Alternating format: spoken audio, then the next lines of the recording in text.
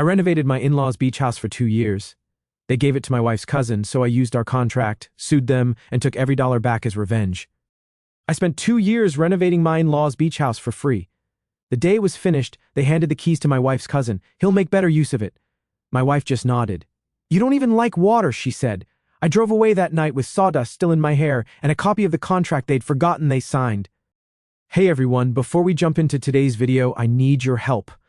We've noticed the channel is losing some traction, and subscribing is one of the best ways you can support us. It's quick, free, and it helps us keep bringing you awesome content. Your support means the world. Let's keep this channel growing together. Thanks so much. Now, let's start the video. Holy Reddit. I can't believe I'm actually posting this, but I need to get this off my chest. And honestly, some of you might get a kick out of how this all played out. This is a long one, so grab some popcorn because this story has everything. Family betrayal, legal warfare, and revenge so sweet it gave me diabetes. A lot of people have been asking for updates since my last post got some attention, so here's the complete story from start to finish. Names changed, obviously, but everything else is 100% real. I, 38 male, have been doing HVAC work around Charlotte, North Carolina for about 12 years now. For those who don't know, HVAC is heating, ventilation, and air conditioning. Basically, I'm the guy you call when your AC dies in the middle of July or your heat goes out in January. I started as an apprentice right out of high school when my dad got me connected with his buddy's company. I worked my ass off learning the trade, got all my certifications, and eventually started my own small business around 2018. Nothing fancy, just me and usually one helper, but we stay busy year-round. Charlotte's hot as hell in summer and surprisingly cold in winter, so there's always work. I make decent money, not rich, but comfortable. I own my own house, a reliable truck, no debt except the mortgage. I'm not going to lie, the work is hard, crawling through attics in 120-degree heat, working in basements full of spiders, dealing with customers who think their 20-year-old unit should last forever. But I'm good at what I do. I show up on time, I don't rip people off, and word gets around. Most of my business comes from referrals now. I met Sarah in 2019 at this little diner near my house. She was working as a dental assistant. She seemed sweet, laughed at my terrible jokes, pretty girl, blonde, always dressed nice. Looking back, I should have noticed how she never had money when we went out or how her eyes would light up whenever I mentioned buying new equipment for the business. But you know how it is when you think you're falling in love. You ignore the red flags. We dated for about 2 years before getting married in 2021. Small ceremony, nothing crazy, but she definitely pushed for upgrades on everything. Better venue, fancier flowers, upgraded catering. Every time I suggested something cheaper, she'd get this pouty look and talk about how this was our special day and we'd regret cutting corners. Should have been warning sign number 1. Her family seemed okay at first. Her dad, Rick, used to work in car sales before he retired early on some kind of workers' comp settlement from a back injury. Never got the full story on that, but he was always talking about his settlement money like it made him rich. Her mom, Linda, never worked, just spent her days shopping and complaining about everything, the weather, the neighbors, the government, you name it. But the real piece of work was Sarah's younger brother, Jake. This guy was 26 years old, living in his parents' basement, working part-time at a vape shop, and acting like he was God's gift to humanity. Always showing up at our place uninvited, eating our food, using our Wi-Fi, leaving messes everywhere. When I'd get annoyed, Sarah would just giggle and say, "That's just Jake being Jake," while I fantasized about throwing him through a window. The red flags started early in our marriage, but I ignored them like an idiot. Sarah would make comments about how we needed a bigger house, how we should get a newer truck, how we deserved nicer vacations. Problem was, there was no we paying for any of it. Just me working 50-plus hours a week while she spent money on clothes, makeup, and lunch dates with her girlfriends. She had this way of making me feel guilty too. If I questioned any spending, she'd get all hurt and say stuff like, "I thought we were a team," or "Don't you want me to be happy?" I was working my tail off trying to build our future while she was planning how to spend money we didn't have. About 2 years ago, Sarah came home from her parents' house all excited about some amazing opportunity. Her parents had this old beach house down in Myrtle Beach that originally belonged to Linda's dad. Built sometime in the 80s, it hadn't been properly maintained in years. I'd been there exactly once early in our marriage, and the place was a complete dump, peeling paint everywhere, a rotting deck that felt unsafe to walk on, an air conditioning unit that sounded like a dying elephant, and sand fleas that ate you alive the minute you stepped outside. The whole place smelled like mildew and regret. But Sarah had this whole vision. Baby, we could fix it up, make it absolutely gorgeous. Think about it, our own beach house. We could use it for vacations or rent it out and make passive income. This could be our ticket to financial freedom. She was practically bouncing up and down, drew up plans on napkins, showed me Pinterest boards she'd made, talked about hosting family gatherings and romantic getaways, the whole 9 yards. Here's the thing, though. Rick and Linda weren't doing anything with the house. Rick's knees were shot from his old job, allegedly, and he couldn't handle the maintenance. Linda complained constantly about how the place was such a burden, but they couldn't bear to sell it because it was family heritage and had sentimental value. Classic case of wanting to have their cake and eat it too. Sarah kept pushing the idea harder and harder. You're so incredibly talented with your hands, babe. You could transform that place into something amazing. Mom and Dad would be so grateful. And we'd have this beautiful property that could set us up for life. She painted this picture of us sipping coffee on a gorgeous deck, watching the sunrise over the ocean, maybe starting a little vacation rental business on the side. Made it sound like our path to early retirement. When I asked what Rick and Linda actually thought about us basically taking over their property, Sarah waved me off like it was no big deal. They're totally on board. Dad even said he wishes he had your skills to fix the place up properly. They know they can't handle it anymore. I should have talked to them directly. But Sarah made it sound like everything was already decided. Plus, I'd been working my ass off for years with not much to show for it besides a steady paycheck. The idea of having a beach house, even if I wasn't much of a beach person, did sound pretty appealing. But I've seen too many families completely destroy themselves over property and money. My own uncle and his brother didn't speak for 15 years over their mom's house when she died. Cousins who used to be best friends now won't even look at each other. I've heard horror stories from customers about family businesses going to hell, siblings suing each other, parents cutting kids out of wills. So I told Sarah straight up, if I'm going to put my time and money into this place, I need something in writing. A contract. You should have seen Sarah's face when I said the word contract. She rolled her eyes so hard I thought they might fall out of her head. Seriously, Chris, a contract? They're my parents. We're family. God, you're so paranoid sometimes. But I wouldn't budge. I'd seen too much drama over handshake deals and family agreements. Money changes people, and property makes it even worse. Look, I told her, if this is such a sure thing, then they won't mind putting it in writing. It protects everyone. After a lot of back and forth, some tears, and her calling me impossible, she finally agreed to ask them about it. Getting Rick and Linda to sign actual paperwork was like pulling teeth from an angry rattlesnake. When Sarah brought up the contract idea, Linda got all huffy about how formal and cold I was being. Rick kept muttering about lawyers and complications and how a man's word should be enough. But I held firm. Too much was at stake to rely on promises and good intentions. I wrote up a simple one-page contract stating that after I completed full renovations on the beach house, bringing it up to modern standards and significantly increasing its value, Rick and Linda would transfer 60% ownership of the property to me and Sarah jointly. Nothing complicated, just basic protection for the work I was about to put in. I had two of my buddies witness the signing, Tommy from my old job and Derek, who I went to high school with, both solid guys who knew I wasn't trying to screw anyone over. The whole family acted like I was being completely paranoid and ridiculous. Jake especially was being a complete ass about it. Dude's acting like we're gonna screw him over or something, Jake said loud enough for everyone to hear. It's just family helping family, bro. Why you gotta make it all legal and weird? Sarah kept apologizing for me like I was some kind of embarrassment. He's just being extra careful. You know how contractors are about protecting themselves? That comment stung more than I wanted to admit. The day we all signed was a Sunday after family dinner at Rick and Linda's house. The whole thing felt awkward and tense. Rick signed first, barely even reading it, just scribbling his name like he was signing a grocery receipt. Linda signed with this tight fake smile like she was doing me the biggest favor in the world. Sarah signed last and gave me this look like, happy now, you paranoid freak? Jake wouldn't shut up the entire time. Man, when this place is all fixed up, I'm going to throw some epic parties down there. Beach house parties are going to be absolutely legendary. My friends are going to flip when they see this place. He was already talking about the house like it belonged to him, which should have been a massive red flag. But I was focused on the signatures on that contract. I kept the original and gave them copies. Looking back, I think they all figured I'd slap some paint on the walls. Maybe fix a few obvious problems, then lose interest when I realized how much work it really was. They had absolutely no idea what they were in for.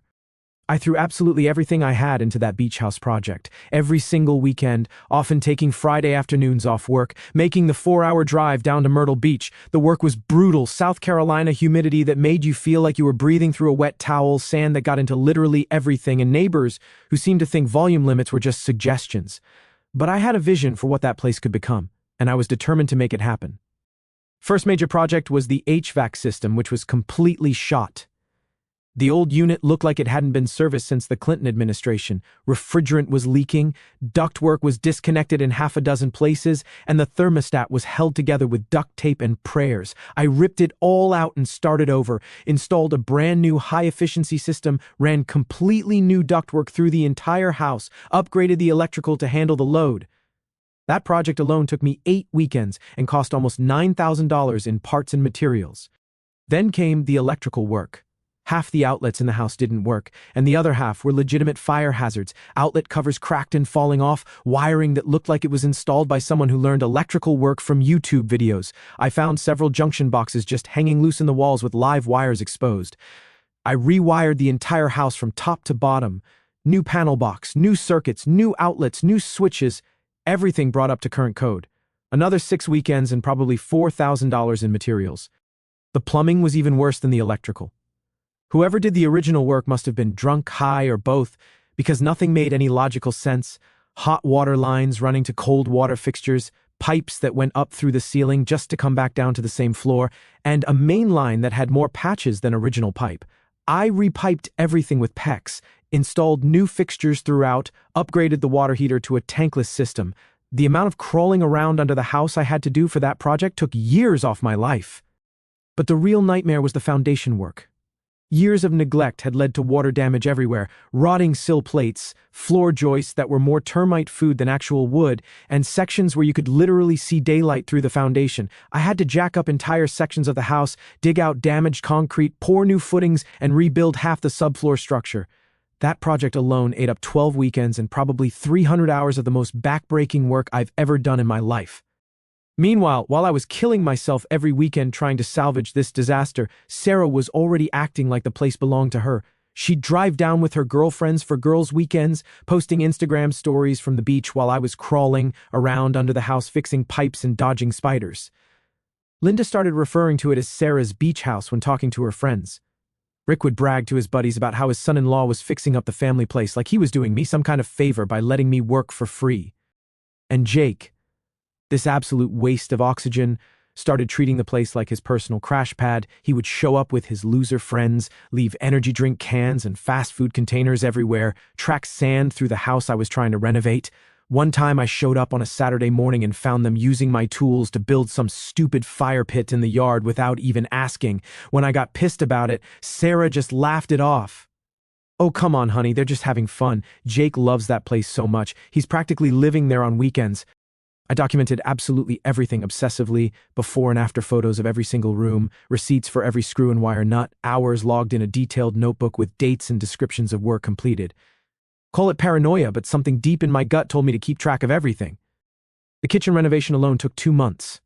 I ripped out the old cabinets that were literally falling apart, installed beautiful new ones, upgraded all the appliances, put in granite countertops, tiled the backsplash, turned a space that looked like a crack house into something you'd see in a home improvement magazine. Bathroom renovations were another nightmare. 3 full bathrooms all needed to be gutted down to the studs, new tile work, new fixtures, new vanities, new lighting. I taught myself tile work through YouTube videos and probably redid half of it twice before I got it right. The flooring throughout the house was shot. Old carpet that smelled like wet dog and hardwood that was warped beyond repair.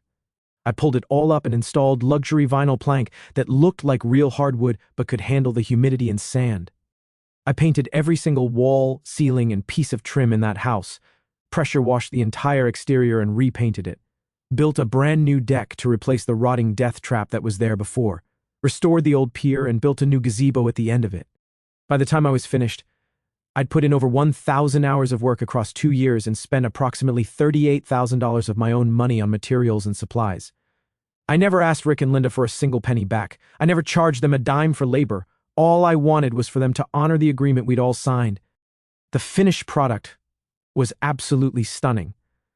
The place looked like something from a luxury vacation rental website. Every room was magazine-worthy, the outdoor spaces were beautiful, and the whole property had this amazing beachy vibe that made you want to stay forever. Sarah was constantly posting pictures on social media calling it our little slice of paradise and the house that love built. Her friends were commenting about how lucky she was to have such a handy husband. Linda was bragging to her church friends about the amazing transformation. I was exhausted but incredibly proud of what I'd accomplished. 2 years of my life had gone into making that place perfect, and it showed in every detail. 3 weeks ago, the renovation was finally, completely finished. Every last detail was done. Final touch-up paint, last pieces of trim installed, final cleanup completed. The transformation was honestly breathtaking. Sarah suggested we have a big family barbecue to celebrate and show off the finished project. Let's invite everyone over so they can see the incredible work you've done, babe. This is such a huge accomplishment. Looking back, I should have known something was wrong by how excited and nervous she seemed. But I was just proud of the work and looking forward to finally being able to enjoy the place we'd talked about for so long. Jake showed up about 2 hours before everyone else, which was weird because he usually rolled in right when the food was ready. He had this strange, smug expression and kept grinning at me like he knew some hilarious secret. Normally, Jake would just raid the refrigerator and disappear to play video games or whatever, but he was hanging around making small talk, acting almost nice, which should have been a massive red flag because Jake had never been nice to me a single day in his life. Sarah kept disappearing into the kitchen to whisper with Linda, but I figured they were just coordinating food and party stuff. Rick seemed unusually excited and kept checking his phone like he was waiting for something.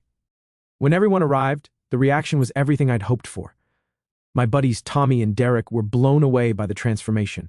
Neighbors who'd seen the before and after were genuinely impressed. Even people who barely knew me were complimenting the incredible work. Everyone was walking around taking pictures, commenting on details, asking questions about how I'd done various projects. It felt amazing to finally get recognition for all the blood, sweat, and tears I'd poured into that place. The barbecue was going perfectly. Great food, good weather, everyone having a good time. I was finally starting to relax and think about how we'd enjoy our beautiful beach house for years to come. Then, Rick stood up in the middle of the patio, holding a set of keys in one hand and a big manila envelope in the other. He had this huge grin on his face like he was about to announce something wonderful. Everyone. Linda and I have a big announcement to make. This beautiful house needs someone who can really appreciate it, someone who will be here to enjoy it properly and take care of it the way it deserves.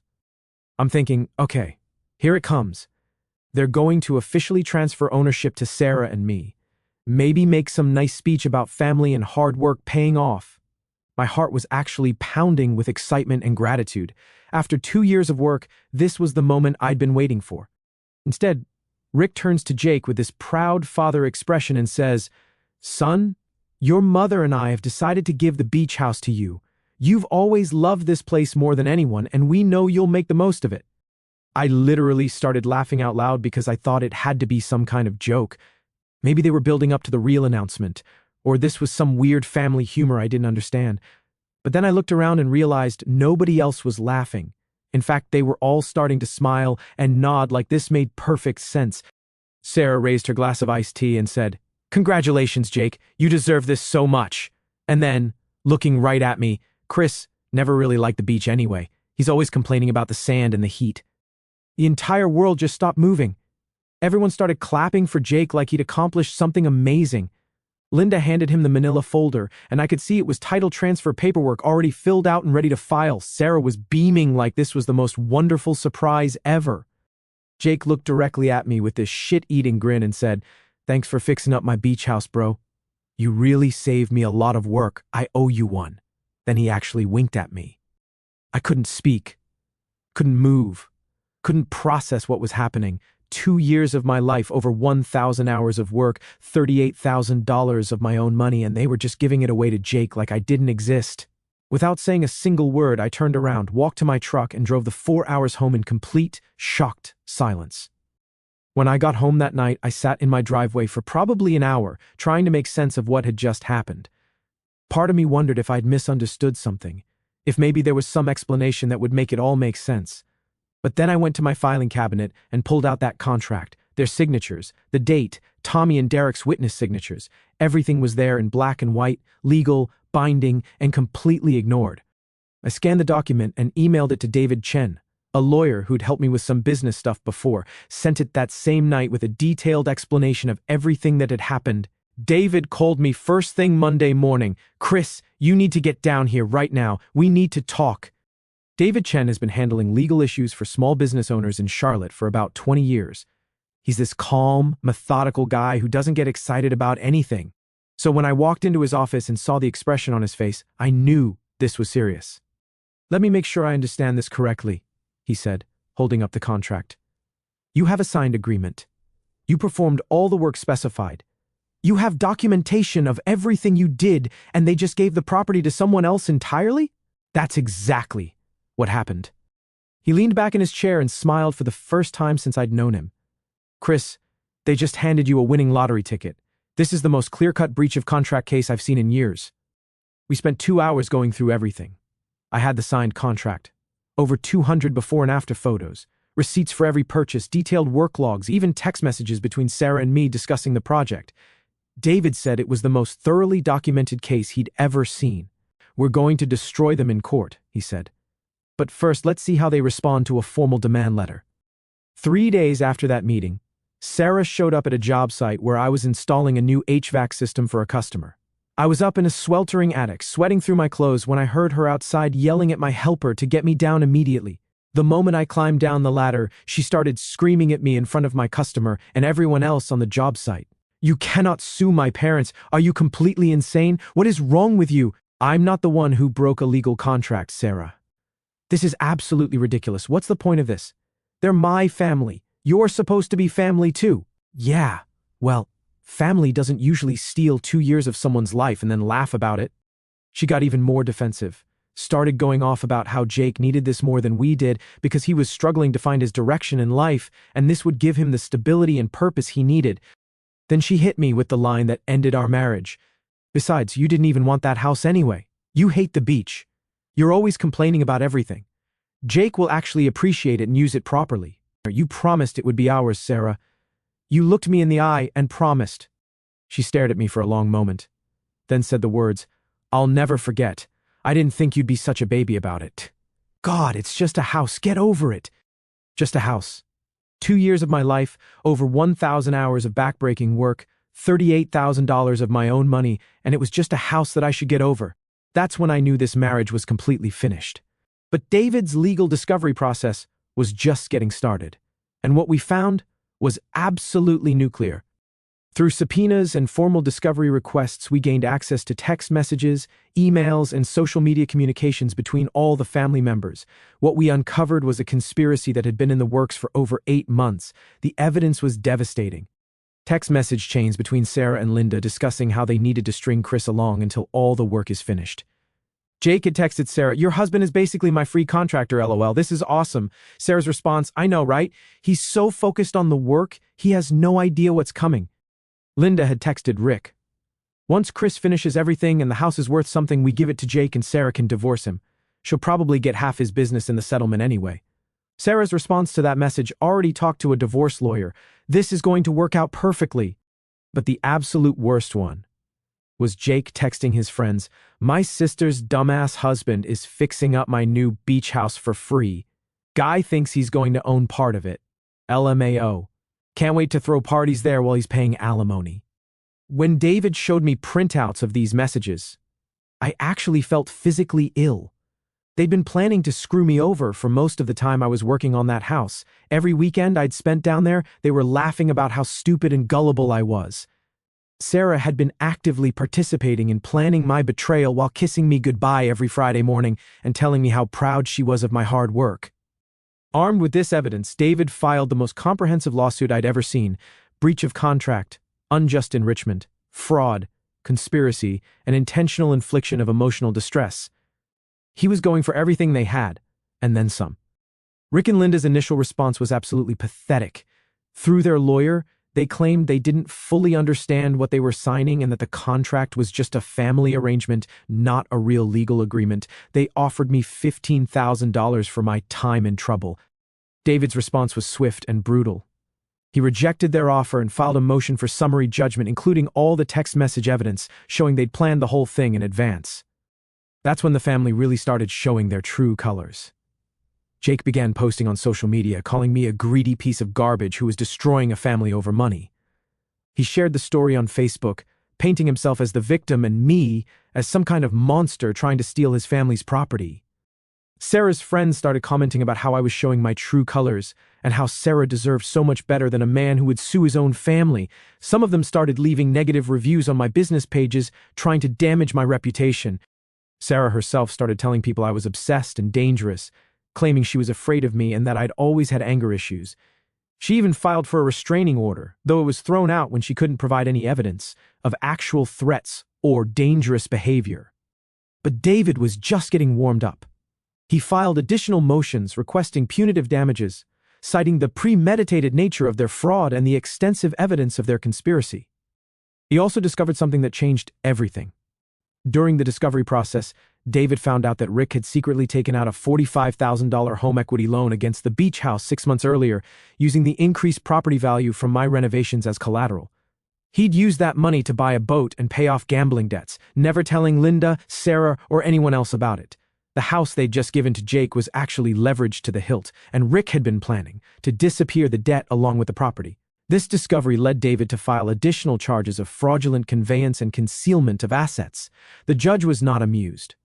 When we finally got to court, it was a massacre. David presented our evidence methodically and thoroughly, the signed contract witnessed and dated, over 200 photographs documenting the transformation, receipts totaling $38,000 in materials, work logs showing over 1,000 hours of labor. Then came the text messages. Watching Rick, Linda, and Sarah's faces, as David read their own words back to them in open court, was one of the most satisfying moments of my entire life. The judge's expression grew more disgusted with each message. Jake wasn't even there. Turns out he'd been arrested for drug possession the week before the hearing and was sitting in county jail. Rick tried to claim he'd been confused about the contract, but David had text messages of him bragging to friends about getting his son-in-law to fix up the beach house for free months before the work was even finished. Linda tried to play the victim, crying about how I was tearing the family apart, but David had her own messages talking about how Chris is too stupid to realize what's happening. Sarah's testimony was the most pathetic of all. She actually tried to claim that I'd pressured her into signing the contract and that she'd felt intimidated by my insistence on getting everything in writing. David calmly presented text messages of her bragging to friends about manipulating me into doing all this work for free and discussing her divorce plans while I was still working on the house. The judge didn't even need to recess to make his decision. He granted summary judgment in our favor and awarded me the full current market value of the house, $320,000, plus $75,000 in punitive damages, plus all attorney fees and court costs. But the best part was still coming. The judge ordered the immediate sale of the property to satisfy the judgment. Within 2 weeks, the house I'd spent 2 years renovating was on the market. It sold in 4 days for $325,000 after a bidding war between 3 different buyers. After Rick's secret $45,000 loan was paid off, plus court costs, attorney fees, and other expenses, I walked away with $285,000 in cash. Rick and Linda got nothing. Less than nothing, actually, because they still owed money on legal fees. Jake got exactly what he deserved, absolutely zero. You'd think that would be the end of the story, but oh no, the best part was still coming. About 4 months after the judgment, my phone started ringing. First it was Linda, crying hysterically about how they were about to lose their main house because they couldn't make the mortgage payments without the rental income they'd been counting on from the beach house. "Chris, please, I'm begging you," she sobbed into the phone. "We made a terrible mistake. Can't you find it in your heart to help family? We're going to be homeless. Can you loan us some money just until we get back on our feet?" I listened to her cry for about 30 seconds, then hung up. A week later, Rick called. Suddenly, he was acting like we'd always been best buddies, talking about misunderstandings and family forgiveness. "Look, son, we screwed up big time, I admit it, but we're family and family sticks together through tough times. Maybe you could help us work something out. We could pay you back once we get the house refinanced." "Sorry, Rick," I said. "It's just money. I didn't think you'd be such a baby about it." Then I hung up on him too. But Jake's call was the absolute best. He'd gotten out of jail and discovered that his beach house had been sold and he was getting nothing. Apparently, reality had hit him pretty hard because he actually showed up at my shop one day, hat in hand, looking like he hadn't slept in weeks. "Hey, Chris. Man, I wanted to apologize for everything. I know we really screwed up and I feel terrible about it. I was wondering if maybe you needed any help around here." I'm willing to work for free to try to make things right. I looked at this pathetic loser who'd spent 2 years mocking me behind my back, and I almost felt sorry for him. Almost. Jake, I said, I wouldn't hire you to clean toilets. Get out of my shop. But the absolute crown jewel was Sarah's call. 6 months after the divorce was finalized, after she'd lost her job, her friends, and most of her possessions, she called me late one night, crying harder than I'd ever heard anyone cry. Chris, I made the biggest mistake of my life. I know that now. I was stupid and greedy, and I listened to my family instead of trusting you, but I still love you. I know we can work this out if you'll just give me another chance. She went on for 10 minutes about how sorry she was, how she'd learned her lesson, how she'd do anything to fix what she'd broken. Then she got to the real reason for the call. I'm living in this tiny apartment and I can barely afford food. I lost my job because word got around about the lawsuit and my boss said I was a liability. Could you maybe help me with some money for a security deposit on a better place, just until I get back on my feet? I listened to her sob story in complete silence. When she finally finished, I said, Sarah, you were right about one thing. It really is just money, and I didn't think you'd be such a baby about not having any. Then I hung up and blocked her number. I took that $285,000 and bought a beautiful house in a quiet neighborhood outside Charlotte. Got myself a brand new truck, upgraded all my business equipment, and even took a real vacation to Colorado, my first time off in years.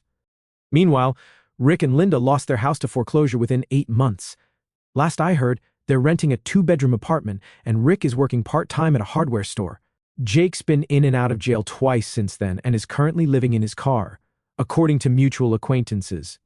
And Sarah, she's working at a gas station, living in a studio apartment that's smaller than most people's closets, still trying to find some other sucker to pay her bills. The absolute best part of all this is that they destroyed themselves. I didn't have to do anything except enforce a legal contract and let the justice system work exactly as it's supposed to. They thought I was just some dumb contractor they could use and throw away. Turns out I was the guy who kept detailed records, honored legal agreements, and played for keeps when people tried to screw me over. Sometimes the good guys really do win. And sometimes their revenge is so perfectly, completely satisfying that it restores your faith in justice.